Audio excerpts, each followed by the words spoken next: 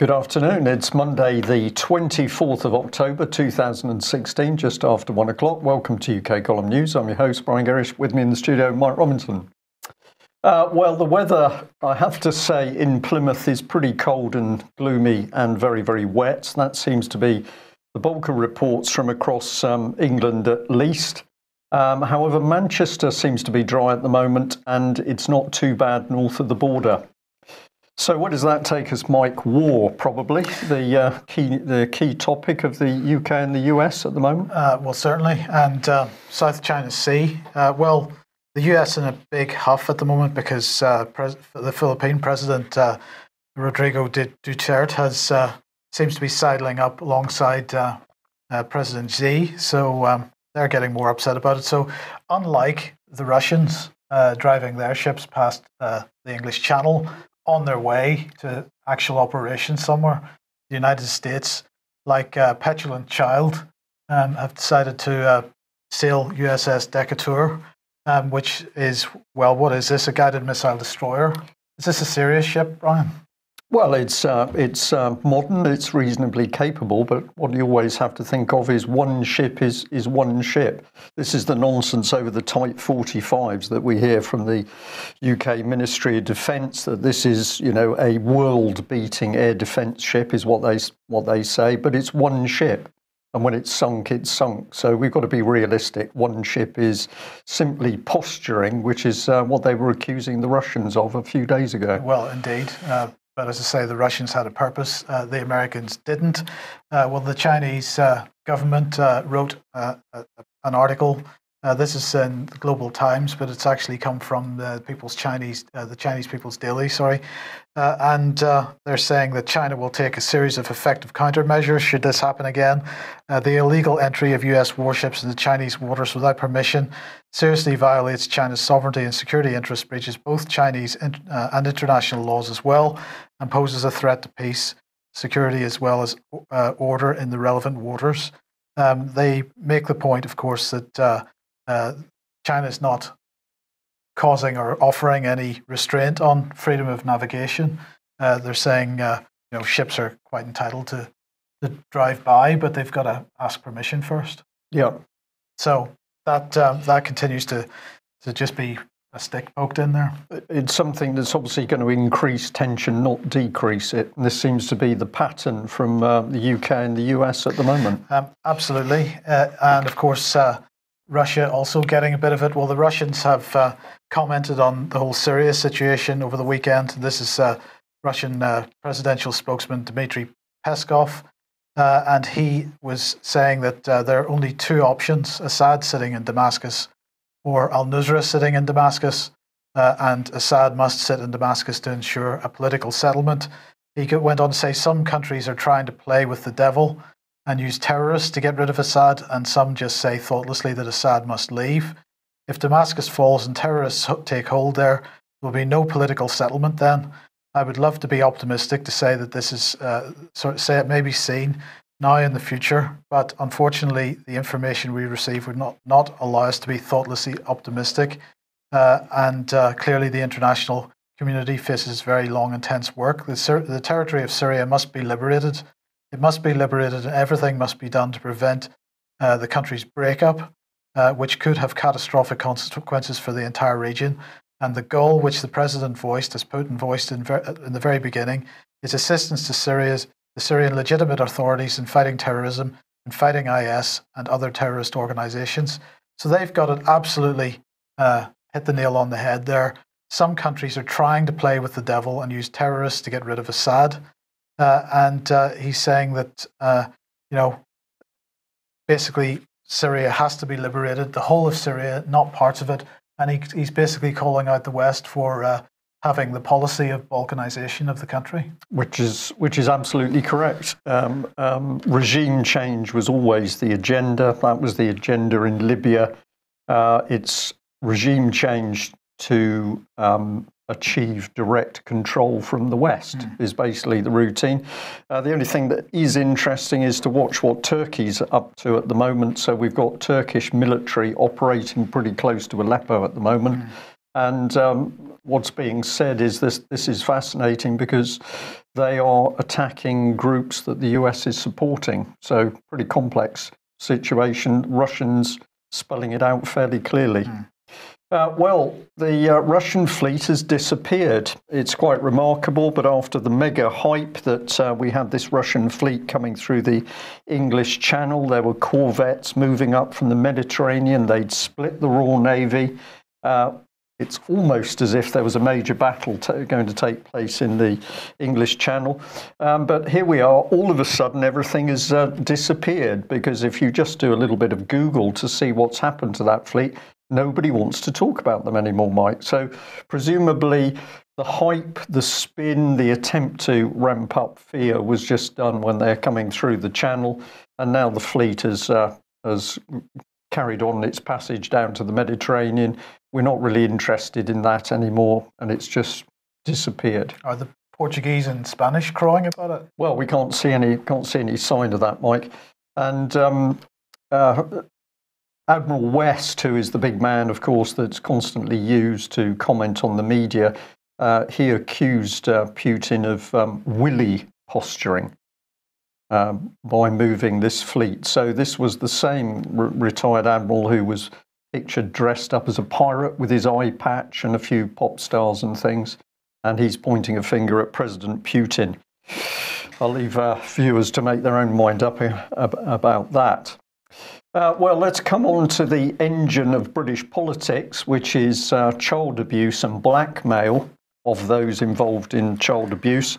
So it's only natural that the child abuse inquiry should be stalled and obfuscated to make sure that it certainly doesn't investigate any child abuse. This is the Mail headline: revealed child abuse inquiry lawyer has been paid £1,700 a day in taxpayers' cash since dramatically quitting the probe last month, even though he never goes to the office. So this is drawing the attention across to just the infighting over the inquiry. There's nothing to do with the children.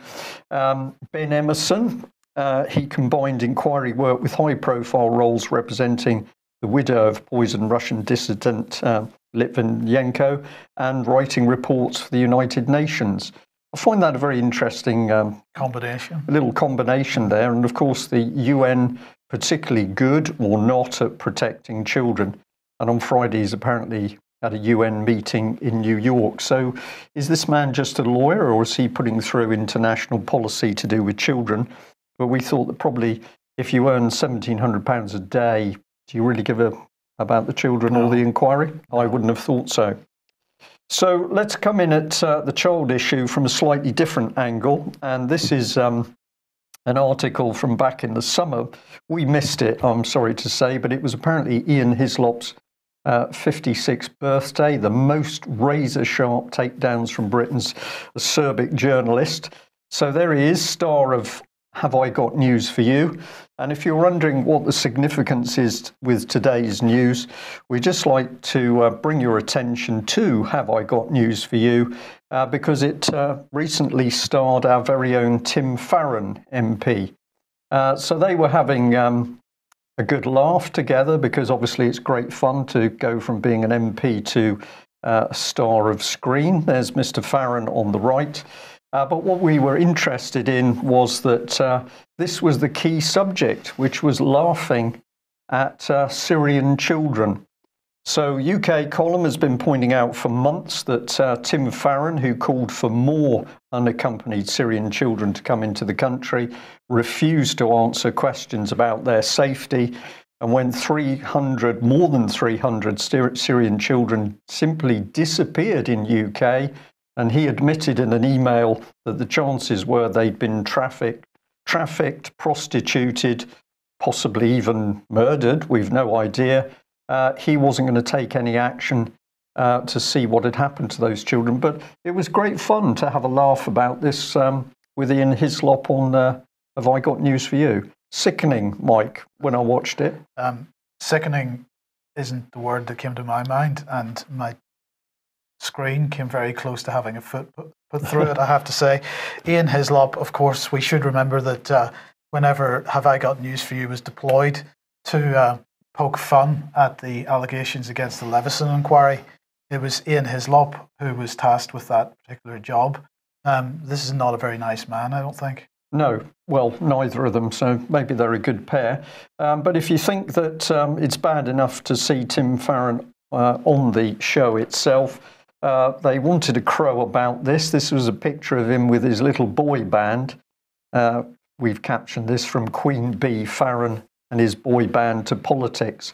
What is the background of this man? We really don't know. What sort of MP makes a joke about children who simply disappear, and you then say, well, probably they've been prostituted or trafficked for sex abuse?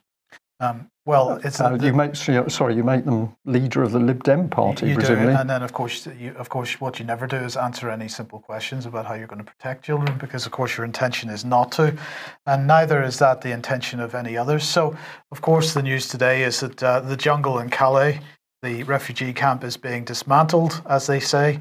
And what was interesting in the coverage of this in the mainstream press, they are highlighting the fact that adults and children are going to be separated. So adults that are in this jungle, as they call it, are going to be taken to various locations in France.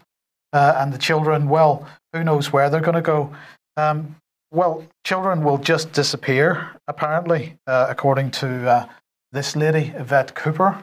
Yvette Cooper has just in the last week or two been made the chairperson of the Home Affairs Select Committee.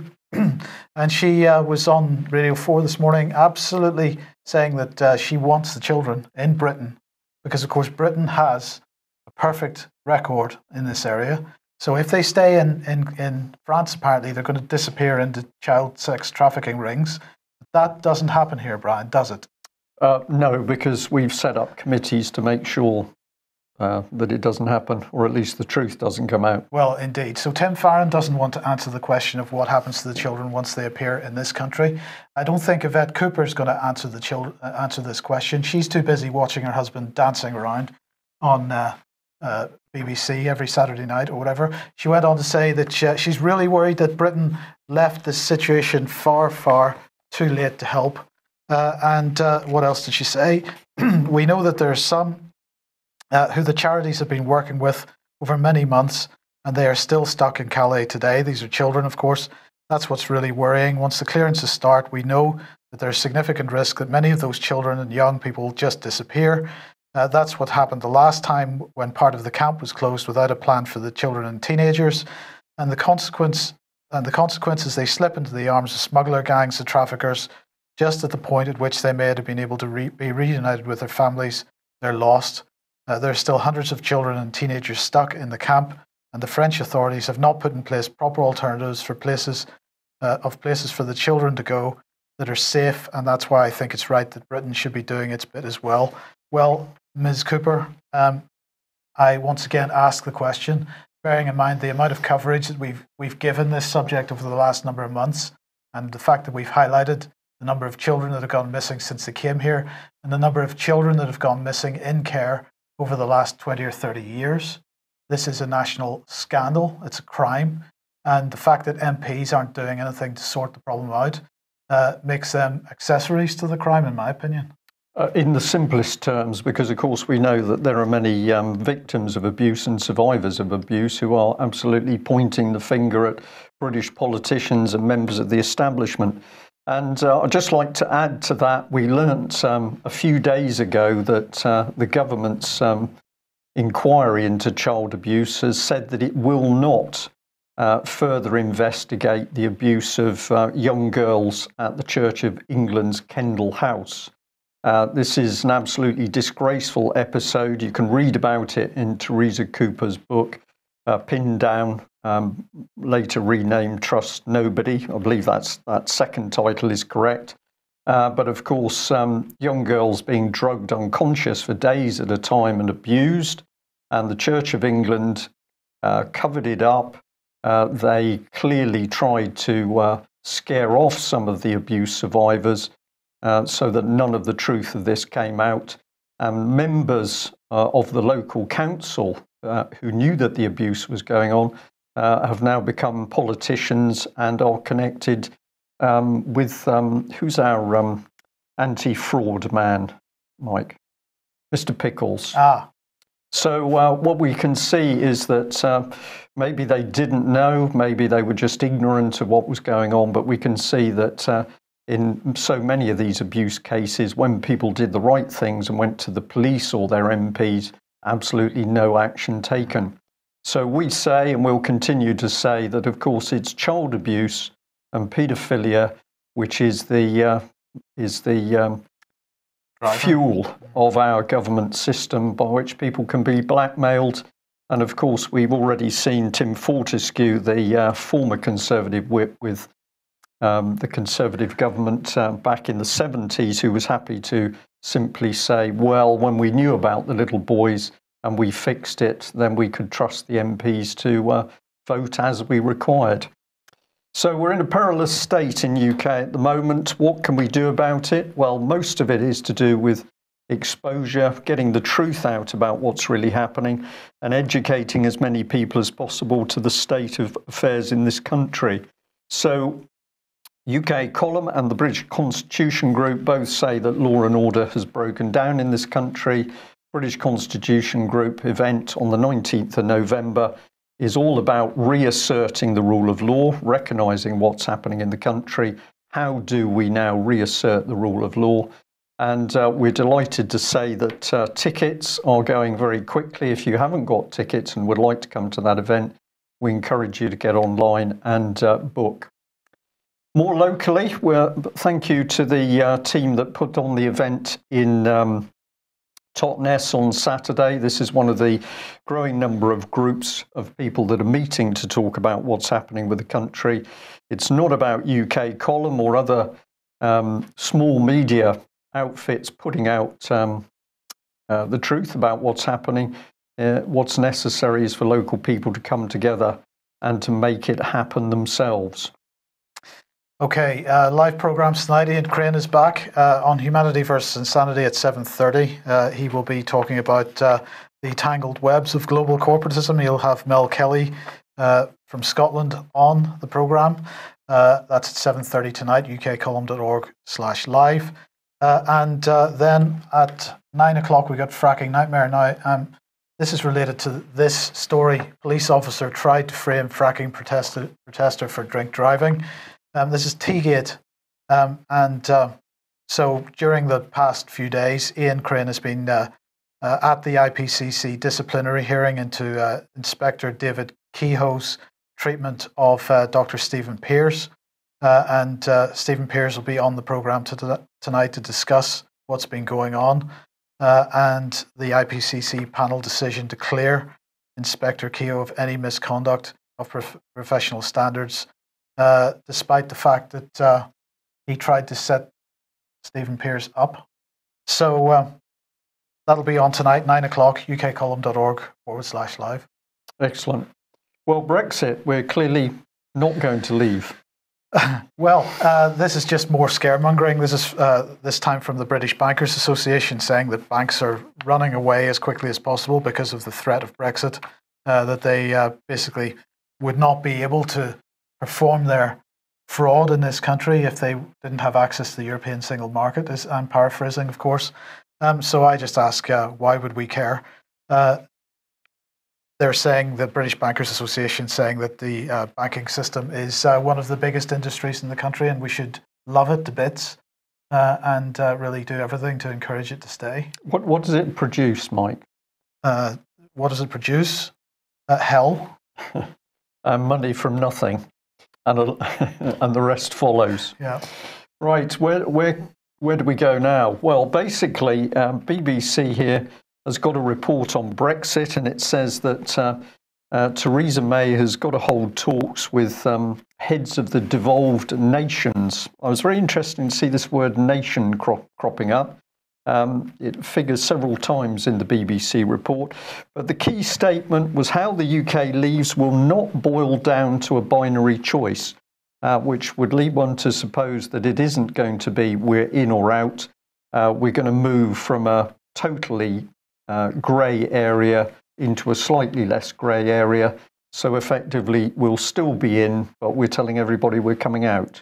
Yeah, because I think that's the key point. Out isn't part of the picture at all. No. So this was an interesting little paragraph that we saw in this report from the BBC. The Institute for Government warns that imposing a Brexit settlement on Scotland, Wales and Northern Ireland may be legally possible, but if it proves impossible to find consensus, the result may be a serious breakdown in relations between the four governments and nations of the UK. So here's the plan, Mike, that they're going to continue to drive this through with the aim of complete and utter breakdown and chaos in the UK. Yes, but you've got to understand that this strengthens the union, Brian. Right. Right. This is what Theresa May says. These arguments only strengthen the union. Yeah. Okay. More arguments equals better country. Right. Okay. Trouble with that one. Well, let's have a look at the Institute of Government. Encourage people to go and check this. You need to have a look at the people involved because I couldn't possibly show it on screen. There's just too much information. But suffice to say, up pops Lord Sainsbury pretty quickly, Baroness Amos, and a lot of lords and sirs and dames. And if you look at their track record, it is government, it's international government, it's big banking, it's large global corporations, it's huge legal companies. These are not ordinary people, and this is not an independent organisation. It's got something else driving it here. But we were interested to just find by coincidence that one of their team, well, this is the lady who directs the outfit, Bronwyn Maddox. She's a former journalist and also a former investment analyst. So she's been involved in some ways with the big banks, but you hop from banking to journalism. It's a natural move. And why were we interested with this lady? Well, because she'd been invited to talk here at an organisation called ICSC brackets Land. And this is connected through to the military. So ICSC Land said it was very interesting and thought-provoking talk from Bronwyn on trends shaping defence. And I found this very interesting as to why a journalist and former semi-banking analyst person would be invited in to teach the military something. But they were obviously very impressed with it. This is the ICSC Land organisation. This is a shot taken from their Twitter page. But they are part of the Defence Academy of the United Kingdom. And here it gets very interesting because if you have a look at that, have a look at their web page, what you're actually looking at is privatised military training. So it's still got a UK government header, but actually what's running here is a sort of international corporatist, globalist training academy. And if we look at this tweet here, it's somebody else from ICSC is saying that there was a very good talk about change management. So here's the change agenda. And of course, that will lead us very nicely back into the Institute of Government. So what are we seeing? We're seeing an unelected third sector, which is actually controlling government policy. I could almost wonder at this stage, Mike, whether all of these third sector organisations now form the real government of UK, and Parliament is simply this irrelevant puppet show to keep the rest of us busy. Absolutely. Check it yourself. Here is part of the website for the Institute of Government. And if you want to know what sort of outfit it is, well, here it is. We work with all the main political parties at Westminster, totally independent, Mike, and with civil servants in Whitehall. We provide evidence-based advice that draws on the best practice from around the world. And our funding, it says at the bottom, comes from the Gatsby Charitable Foundation, which is one of the Sainsbury family charitable trusts. So I don't know whether I'm being cynical here, but it seems that the supermarkets are now helping us run government. So there's a comment in the chat box from Alex there saying 10 Carlton Gardens, which was the address on that website, is a Foreign Office MI6 property. Oh my goodness! Well, that couldn't possibly be, could it? No. Well, I'm sure it's only. I'm sure it's only a one estate shared accommodation situation. I'm sure. Global Estate, I think it's called, or something, isn't it? Yes. Well, there we are. This is the amount of information that you can actually come up with if you simply follow the links through, because these people love boasting about what they're doing, and that's a very good example of how we can get from supermarket gurus through to those running the Ministry of Defence. Well, an offshoot of this story was this tweet which we came across, particularly interesting. Very simply, blue is Remain, and the purpley, pinky red is Brexit. And this is a study that's actually been done, and as a result of some Freedom of Information requests, which says that as you look across government committees, you can see that rather more of them are for the Remain camp than they are Brexit. So we just label this government Brexit bias. If you think the government is representing the will of the general public, no, it isn't. They are now a law unto themselves, and the intention is to stay in the European Union. So here's land, because this was part of the trail that led us through to the information we're looking at. Not very many tweets there, not many people following, but apparently this is an important organisation helping to drive our defence. And if we have a look at the Defence Academy, these are some of the key people. So we've got Sir Tom Phillips. He is Fellow of Chatham House, Ambassador to the Kingdom of Saudi Arabia, or was previously, and Ambassador to Israel, also advisor to the Prince's Charities International Sustainability Unit. Right. So no conflict of interest there, I shouldn't think. And we got Mark Alexander. He's a particularly interesting gentleman. So he was part of Ploughshare Innovations Limited. Now, see what it says. It says generates income in non-defence markets by exploiting technology originally developed by the Ministry of Defence. So the public pays for this, and then the spin-off is that private companies come in and take all that effort and make a profit. And they make a profit. And when you get involved in it, you then come back into working through with those, helping arrange all the companies around the Ministry of Defence in the first place. And if you have a look at what he's been involved with, well, he's been involved with privatisation of the electricity industry, and then flotations of companies, but also takeovers, acquisitions, and lots of big things. Chiltern Railways, Bovis Land Lease, finance director of PFI businesses. So this is all about corporatisation, privatisation. We had to have a token military man in there, and here he is, Major General Julian Free. What can we say about him? Well, he was out in Iraq, 4th Mechanised Brigade. I must say, he looks a very nice person there, but I guess you have to have somebody from the military in amongst this, otherwise you can't claim it's part of defence. Yes. And we'll bring in Steve Petrie here, because corporate services, here's the financial stuff. So he was with the Ministry of Defence in 1991 as a political military analyst. And then he heads up as UK's political advisor at US Central Command.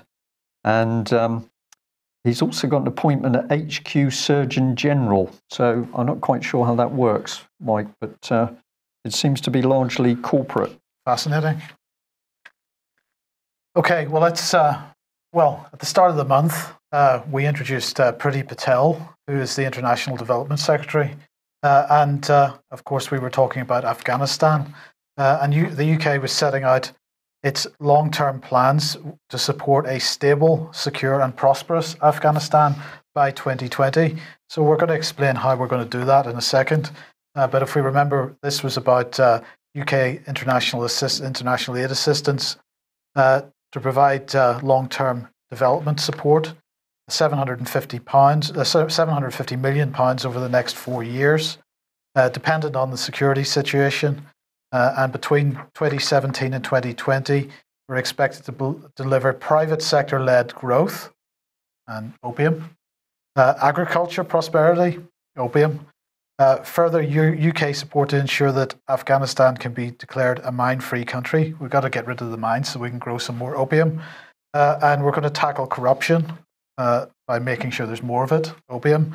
And long-term support to help reintegrate long-term displaced people so they can go back to growing some opium, and so on. So, in fact, the United Nations has released the latest opium statistics for the harvest for 2016 from Afghanistan.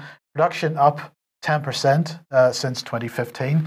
Now, that's perhaps not surprising because 2015 wasn't a great poppy crop, but it's the next couple of statistics which are more interesting. Eradication down 91% since 2015. And the reason for that is because last year was a pretty bad poppy crop, relatively speaking. I mean, it's at record levels pretty much since we went in there in 2001. But last year they had a bit of a downturn because of the bad crop, the bad harvest. So, of course, you couldn't eradicate quite so much. So eradication down 91%. And this is the important thing, the average yield. So we're sending in all this international aid and we're making people much more productive. So per hectare, we're producing 30% more this year than we did last year. So this is really great. Now, I just want to remind people of a little bit of context on this, because in December 2010, I believe it was, John P. Walters, who is from the U.S. Office of Drug Control Policy, wrote a memo. WikiLeaks released it in December 2010. The memo was written in April 2007, and this man wrote, "Confidential, not to be seen by foreigners. ONDCP Director Walters met with Commander International Security Assistance Force General McNeil in Kabul, and separately with RC South Commander Major General Van Loon, who's Dutch, in Kandahar. He was particularly dismayed by the British effort. They had made a mess of things, he said, in Helmand. Their tactics were wrong, and the deal that London cut on Musakala failed." We'll talk about that in a second.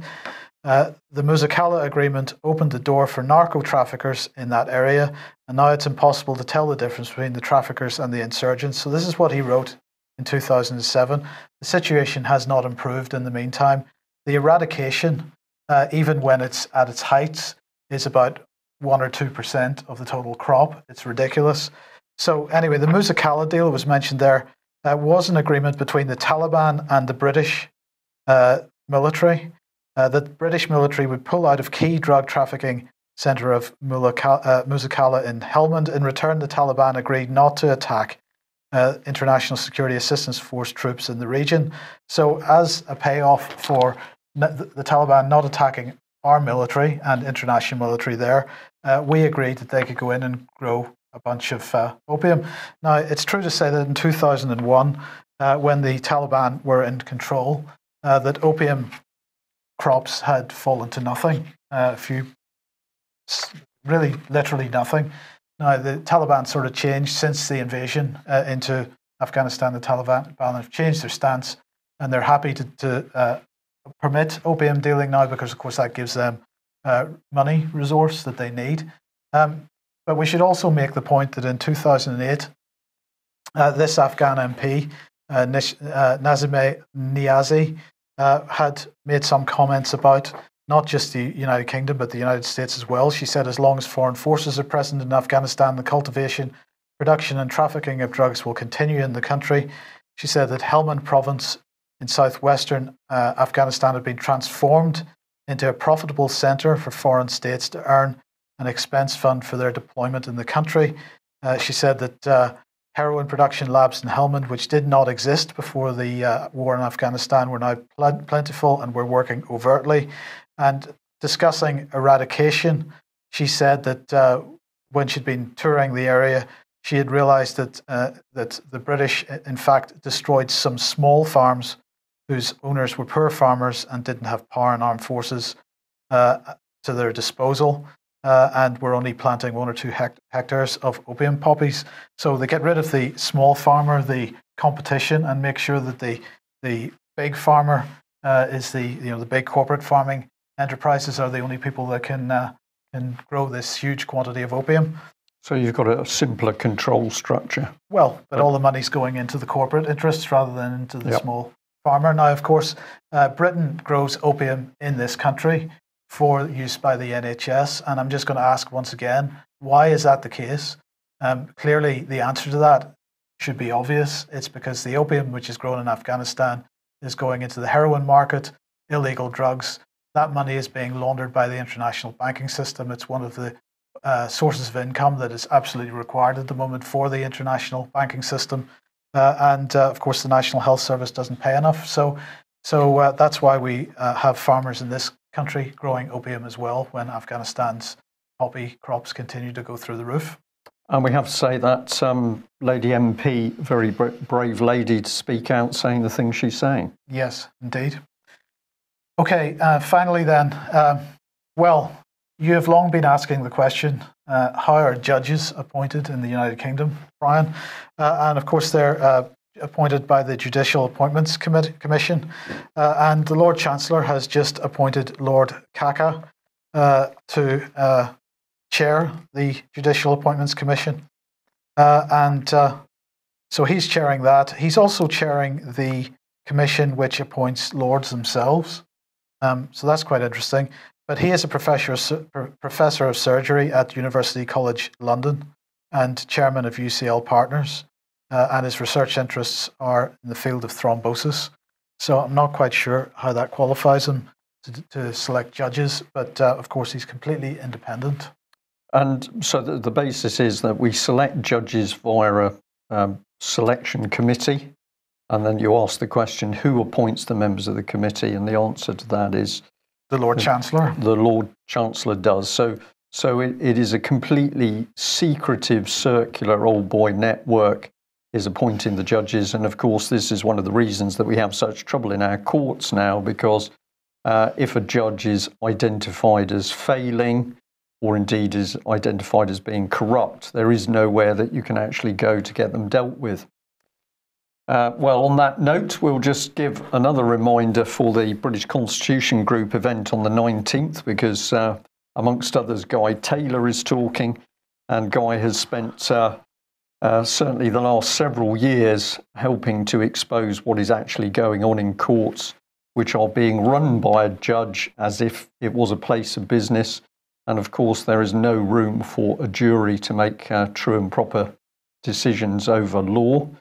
And so the situation at the moment continues. That brings us to the end of the news today. If you're not already a subscriber of UK Column, can we encourage you to sign up? And you can also make a donation if you'd like to do that. We need your help to keep going, and it's only with the help of the wider public that we can continue to keep producing the news. Thank you for joining us. We'll be back at the same time tomorrow. Bye-bye.